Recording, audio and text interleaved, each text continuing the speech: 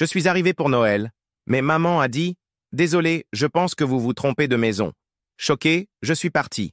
Quelques minutes plus tard, mon frère m'a appelé. « Ne te fâche pas, mais tu sais qu'on ne pouvait pas te laisser entrer. » J'ai répondu. Compris. Il a oublié de raccrocher. Il pense encore qu'aider avec le loyer signifie qu'il est automatiquement inclus. J'ai annulé le loyer, bloqué les cartes, et le matin, il y avait 61 appels manqués. Je tremblais devant la porte. Mon souffle se condensait dans l'air glacé, les doigts engourdis même dans mes gants. J'ai frappé une fois, puis sonné. Les lumières de Noël clignotaient aux fenêtres. Le rire se répandait comme du miel chaud, étouffé mais reconnaissable. L'ombre de ma mère s'agita derrière le verre, et une seconde plus tard, la porte s'ouvrit complètement. « Désolé. Je pense que vous vous trompez de maison, » dit-elle. Sa voix douce, son visage calme. J'ai cligné des yeux. « Maman, de quoi tu parles ?» Son expression n'a pas changé. « Je suis désolé, je ne vous reconnais pas. Tu es sérieuse? C'est moi. » La porte s'est fermée avec un clic. Pas de claquement, juste une fermeture ferme et définitive. Je suis resté là, le froid me mordant à travers le manteau, la douleur atteignant un endroit plus profond. Pendant un moment, j'ai pensé que c'était une blague, une plaisanterie cruelle et tordue. Mais alors j'ai entendu.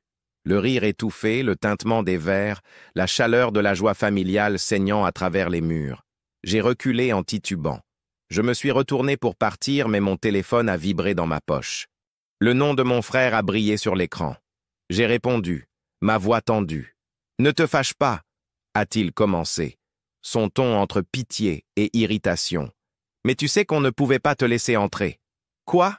ai-je chuchoté, regardant encore les fenêtres éclairées, ma vision se troublant. « Tu sais comment sont les choses ?»« Oui, c'est compliqué. S'il te plaît, ne fais pas de scène. » « Une scène ?» Ma voix s'est brisée et j'ai entendu la voix étouffée de quelqu'un en arrière-plan. Il pense encore qu'aider avec le loyer signifie qu'il est automatiquement inclus. Silence. Un silence froid et écrasant.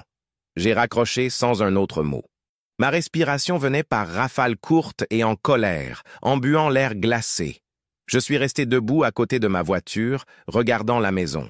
La maison que j'avais aidé à sauver l'année dernière quand papa était en retard avec l'hypothèque. La maison où j'avais couvert les factures de base, les courses, même les cadeaux de Noël quand le budget de maman était serré. Et ils m'ont exclu. Ils ne m'ont pas seulement exclu, ils ont agi comme si je n'existais pas. Mes mains étaient fermes pendant que je déverrouillais mon téléphone. J'ai touché l'application bancaire, le pouce planant juste une seconde avant de commencer. D'abord, le virement automatique pour leur loyer. Annulé. Puis le compte joint où j'envoyais de l'argent pour les urgences. Disparu. La carte secondaire que j'avais donnée à mon frère pour l'aider avec l'essence, bloquée. Chaque clic s'est senti comme une porte qui claque. Je n'ai ressenti aucune culpabilité.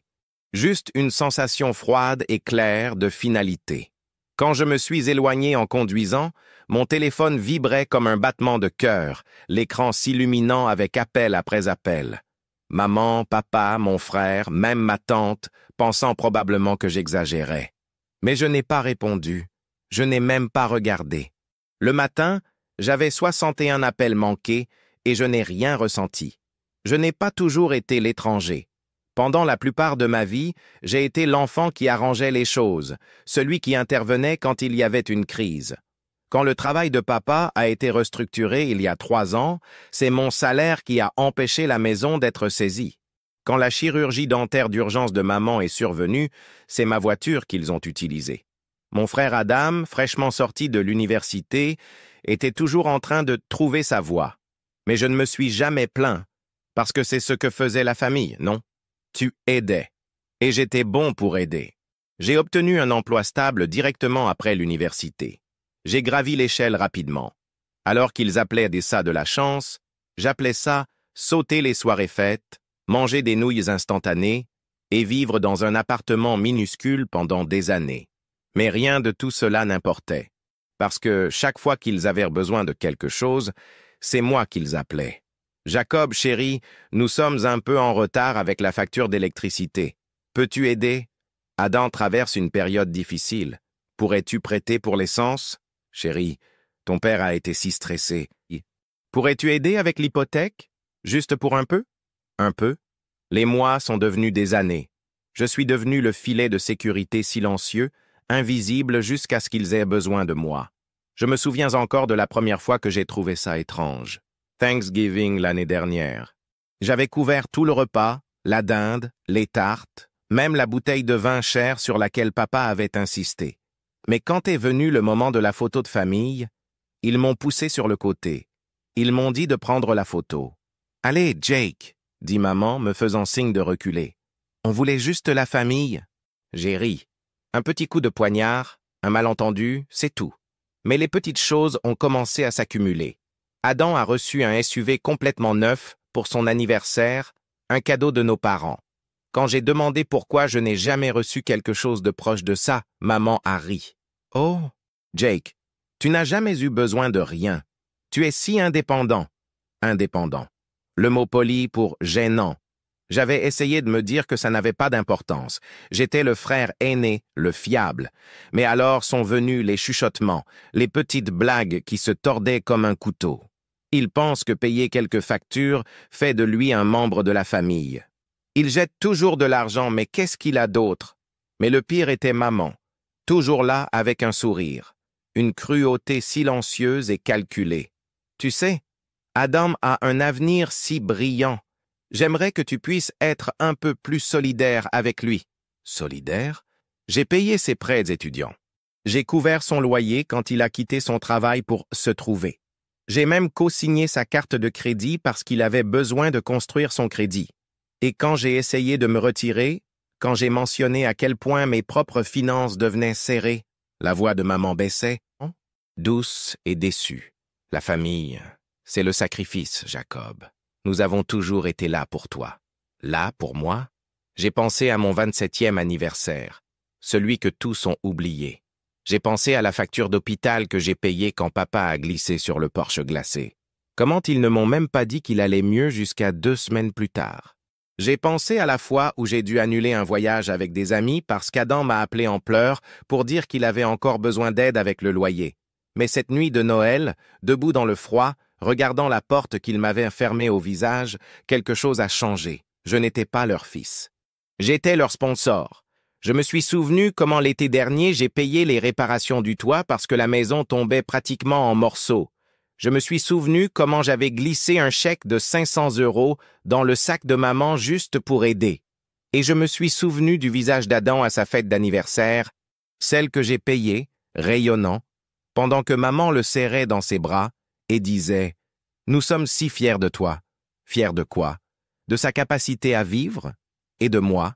Il pense encore qu'aider avec le loyer signifie qu'il est automatiquement inclus. Je me suis assis dans mon petit appartement, les lumières clignotantes de mon arbre de Noël à peine décoré, se moquant de moi. Mon téléphone a continué à vibrer avec leur message. « Maman, Jacob, s'il te plaît, réponds. C'est Noël. Adam, frère, arrête d'être dramatique. Parlons. Papa, tu sais que ta mère est contrariée. Appelle-la. » Mais les mots ne changeaient jamais. Pas d'excuses, pas de reconnaissance, juste des ordres. Comme toujours. Je me suis allongé en regardant le plafond. Combien d'années? Combien de fois avais-je été la bouée de sauvetage invisible?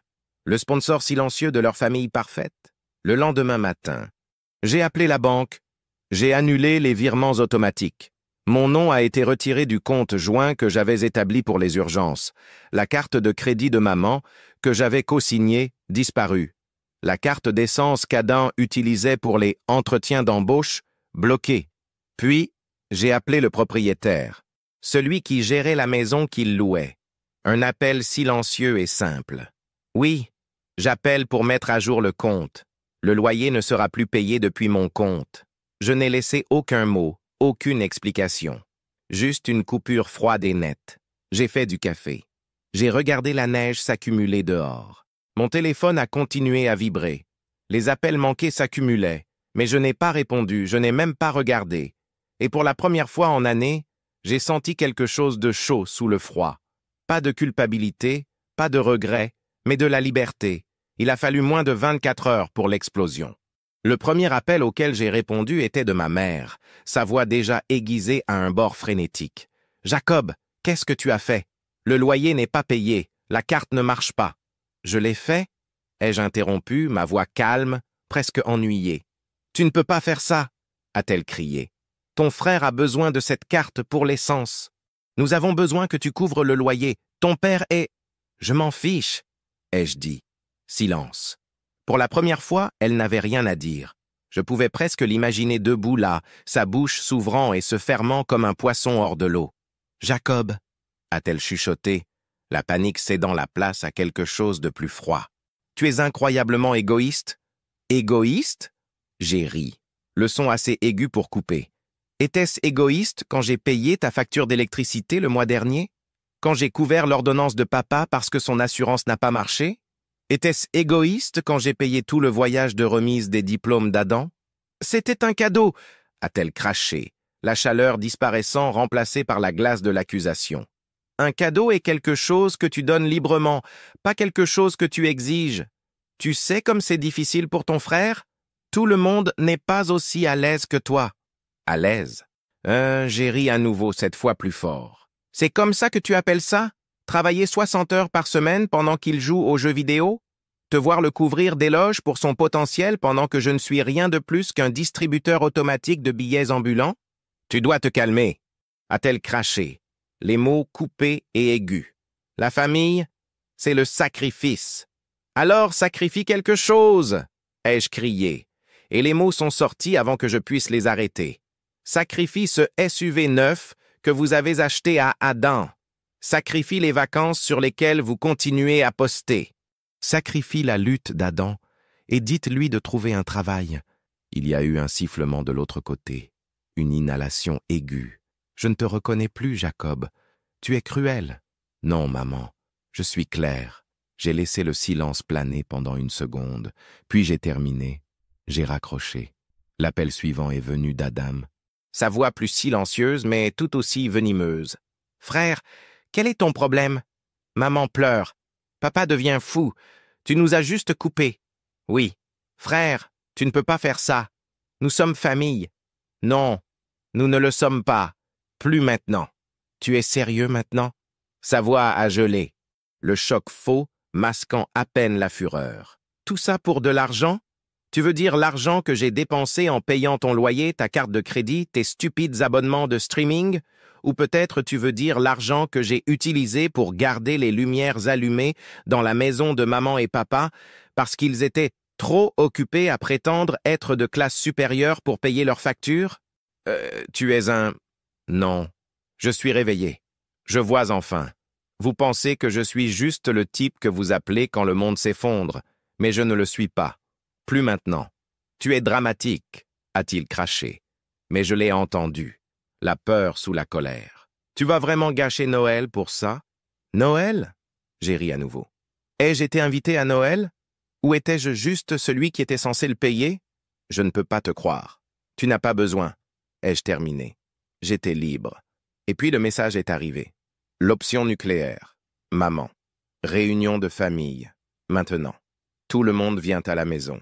J'ai pensé à l'ignorer, à rester dans mon appartement chaud et silencieux, les laissant crier dans le vide. Mais une fureur sombre et froide pulsait déjà dans mes veines. Alors j'ai pris mon manteau, verrouillé la porte et conduit. La maison était éclairée comme une carte postale. La lumière chaude se déversait des fenêtres. La couronne sur la porte, tordue en houx artificielle et rubans dorés. Je suis entré sans frapper. Ils étaient tous là. Maman, son visage taché et avec des traces de larmes. Papa qui faisait les 100 pas près de la cheminée, son poing serré. Adam affalé sur le canapé, son téléphone brillant dans ses mains. « Enfin !» a crié maman, courant vers moi. « Jacob, c'est allé trop loin. Nous sommes famille. Nous ne nous tournons pas le dos les uns aux autres.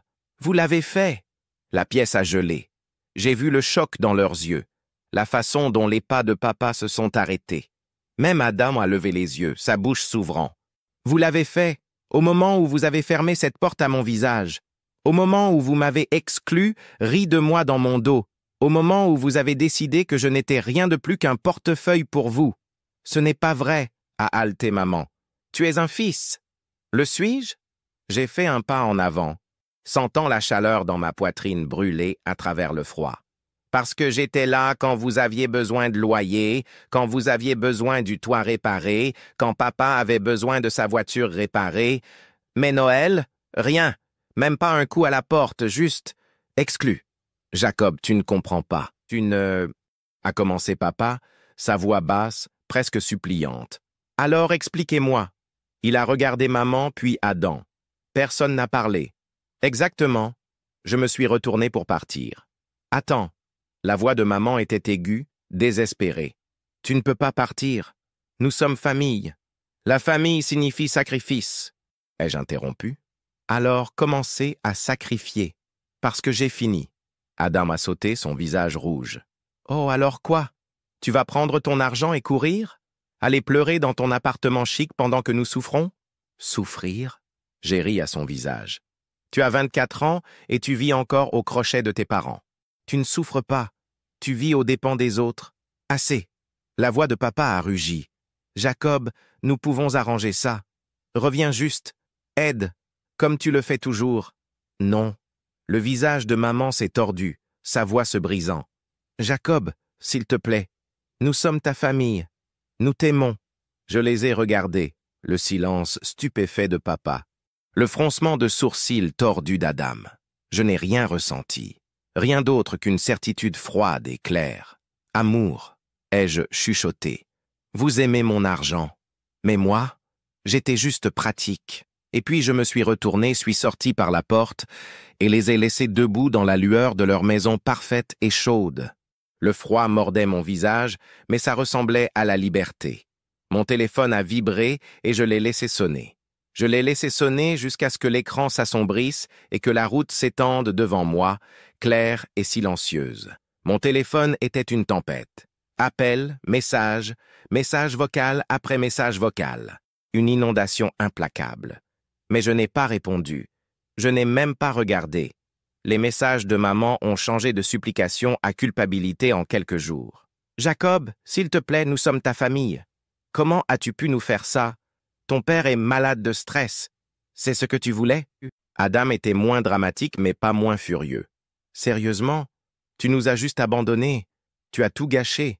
Est-ce que tu comprends même ce que tu as fait? Mais le vrai chaos a commencé 3 jours plus tard, quand ils sont apparus à ma porte. Le visage de maman était taché, ses yeux rouges et gonflés.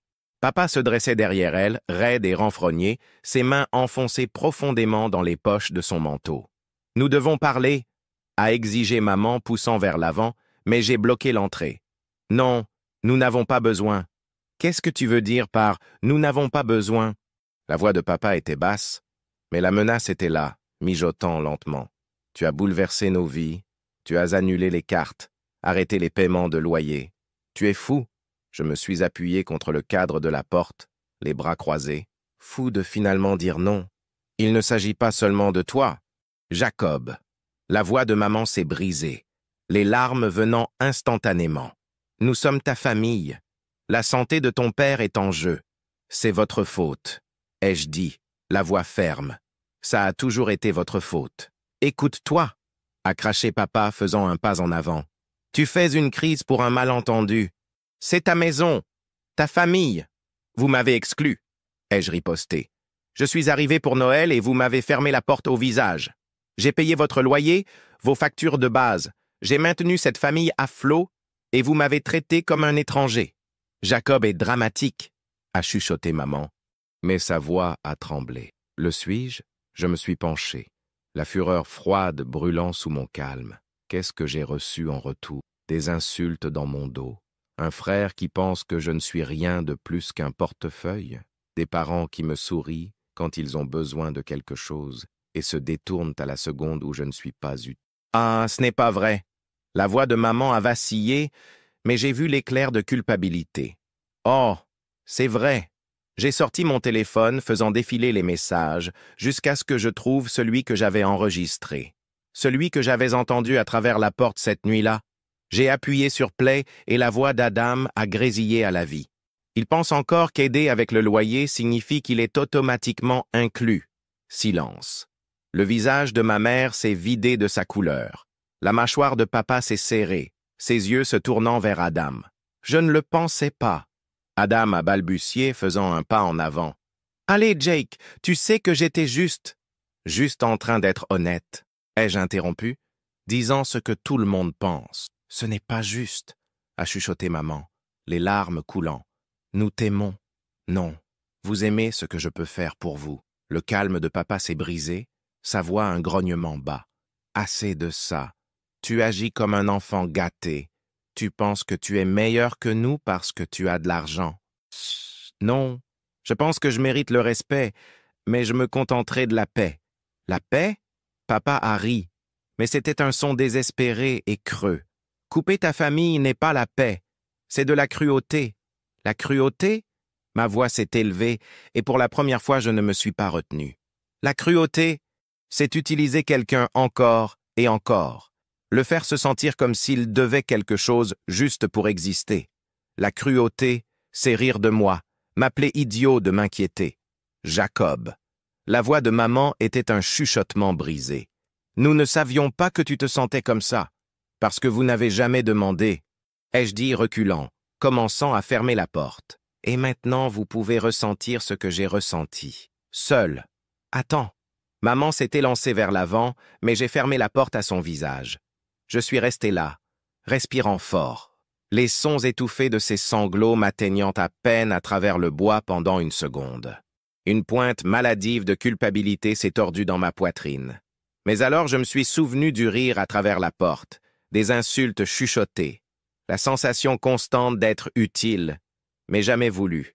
J'ai mis mon téléphone en silencieux, j'ai marché vers ma cuisine, j'ai fait du café et me suis assis près de la fenêtre.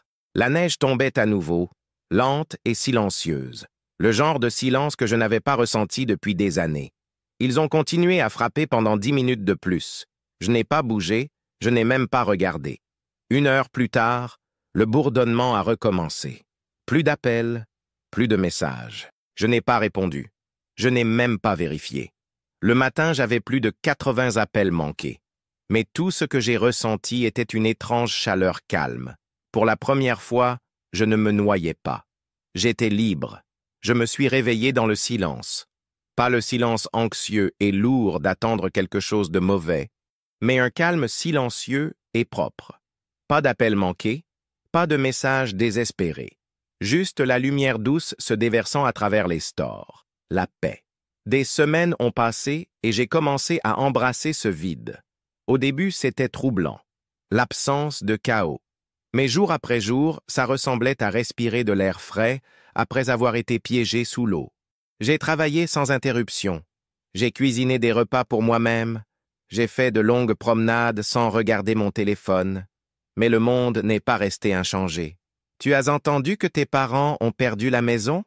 La dame gentille, ma voisine, a chuchoté un matin près de la boîte aux lettres, sa voix pleine d'un mélange de curiosité et de pitié. Ta mère blâme ton père et ton frère travaille au supermarché maintenant. J'ai hoché la tête. Oui, c'est vrai. Qu'est-ce qui s'est passé? A-t-elle insisté, les yeux écarquillés. Je me suis juste libéré. J'ai souri, me retournant. De retour à la maison, j'ai trouvé un vieil album de famille fourré au fond de mon placard. Je ne l'avais pas touché depuis des années. J'ai feuilleté les pages, des visages souriants, des pique-niques d'été, des gâteaux d'anniversaire. J'étais là, jeune, souriant, inconscient de ce que l'avenir réservait. Mon téléphone a vibré sur le comptoir. Un nouveau message. Maman, nous avons tout perdu. Ton père dit que c'est ma faute. Adam ne me parle pas. S'il te plaît, Jacob. Nous avions tort. Je suis désolé. Rentre à la maison. Je l'ai regardé, mon pouce planant au-dessus de l'écran. Puis j'ai touché supprimer. Je n'ai ressenti aucune colère. Je n'ai ressenti aucune culpabilité. Juste une liberté silencieuse et puissante. J'ai remis l'album sur l'étagère du haut où il ramasserait la poussière. C'était une partie de ma vie, mais juste une partie. Sortant dehors, l'air frais a rempli mes poumons. Le ciel s'étendait ouvert, brillant et infini. Et pour la première fois en année, j'ai souri. Pas parce que quelqu'un avait besoin de moi, mais parce que je n'avais besoin de personne.